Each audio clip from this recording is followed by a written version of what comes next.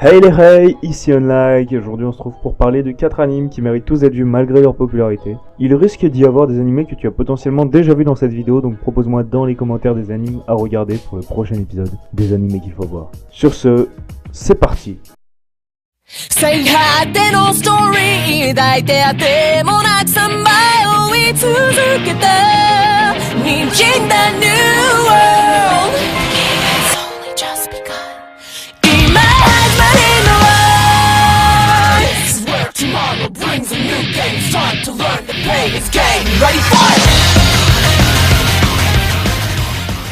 Donc les animes dont je vais vous parler sont tous plus ou moins connus mais ont su attirer mon attention et me plaire pour qu'ils apparaissent dans cette vidéo. Ils ont tous leurs différents points négatifs et positifs qui font qu'ils doivent être visionnés par une majorité d'entre vous. Bien, maintenant arrêtons cette introduction bien trop longue et débutons avec le premier animé qui est Inomaru Zumo. Donc Inomaru Zumo est un shonen manga écrit et dessiné par Kawada. Il est prépublié depuis mai 2014 dans le magazine Weekly Shonen Jump et il est compilé en volume relié par la Shueisha depuis septembre 2014. La version française est publiée par Glénat depuis avril 2016 et une adaptation animée a débuté en 7 octobre 2018. Donc c'est un anime de sport qui parle de sumo. Bon, là tu vas me dire, je me fous de ta gueule, mais non, c'est bel et bien un anime de sumo qui mérite amplement d'être vu.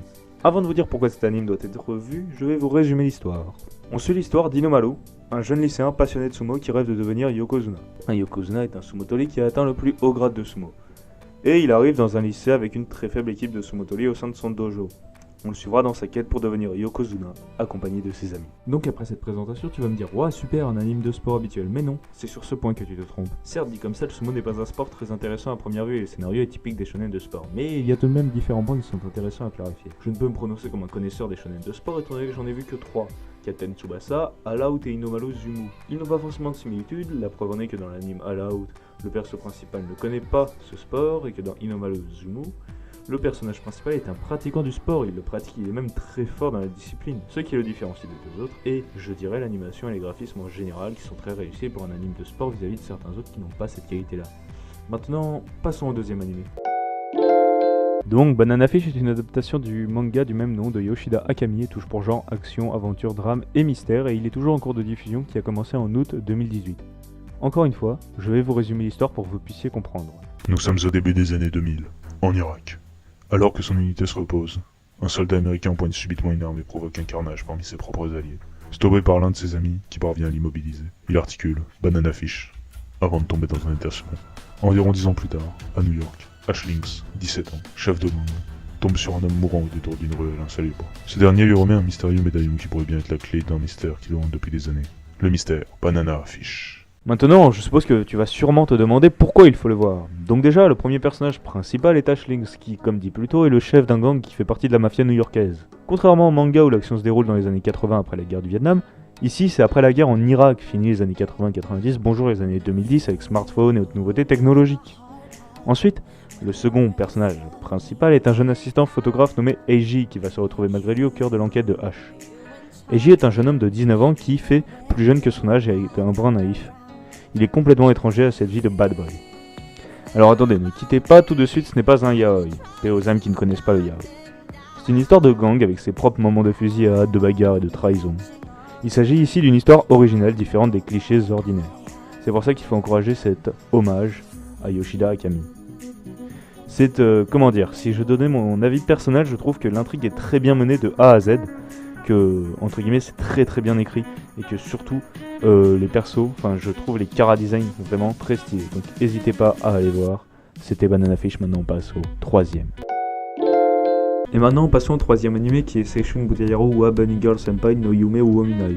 Le nom sera en description, vous inquiétez pas. Donc je vais encore résumer l'histoire avant de dire pourquoi il faut le voir. Cette année, Sakuta, étudiante de deuxième année dans un lycée près d'Enoshima, a rencontré plusieurs filles atteintes de ce syndrome de la puberté. Par exemple, il rencontre une fille déguisée en lapin dans la bibliothèque. Elle se révèle être une actrice en pause, Mai Sakurajima, qui est aussi son supérieur à l'école. Pour une raison quelconque, personne d'autre ne peut voir cette fille enchanteresse. Comment est-elle devenue invisible? Alors que Sakuta cherche des réponses pour aider Mai, ils passent de plus en temps ensemble et finissent par comprendre ses sentiments cachés. C'est une histoire inhabituelle qui se déroule dans une ville aux cieux lumineux et aux mers scintillants, où Sakuta rencontre diverses filles intrigantes. Donc, il faut voir l'animé parce que l'histoire n'a pas l'air de dire qu'elles sont mortes, mais plutôt de parler d'un syndrome qui va changer leur vie. En tout cas, je l'espère, sinon je vais lâcher l'animé comme jamais. Mais au bout de 8 épisodes, j'en suis convaincu. Il faut dire que la thématique de la mémoire est assez récurrente, comme dans Steins Gate ou Your Name. On rajoute une romance derrière, un tel mystère lié à des phénomènes psychologiques et l'auteur est joué. Enfin, finissons avec Castlevania. Enfin, nous allons parler de Castlevania. L'histoire narre donc les événements d'avant Castlevania 3, le jeu vidéo. On y découvre un Dracula voulant vivre à l'écart des humains et bien à l'abri dans son château. Il y fera la rencontre d'une étrangère, une humaine qui se trouvera être son seul et unique amour. Elle sera malheureusement accusée quelques années plus tard de sorcellerie et sera brûlée sur place par les membres de l'église du village. Depuis ce jour, le prince des ténèbres voue une haine viscérale envers les humains, mais reste clément et donne un moment de répit pour les humains de partir. Ignorant son avertissement, les humains restent bien tranquilles chez eux et c'est alors que Dracula commence à semer la terreur avec son armée de monstres. La seule once d'espoir semble venir d'un chasseur de vampires, le dernier membre du clan de le tueur de la nuit, Trevor Belmont. Mais ce dernier ne semble pas de l'avis d'aider les villageois et veut juste survivre, tout simplement. Donc l'adaptation de Netflix est à mon sens très bien réalisée malgré sa très courte durée de 2 saisons à l'heure où je vous parle. Il est à mon sens très réussi. Le premier épisode parle de la rage de Dracula et montre l'amour qu'il éprouvait pour sa femme.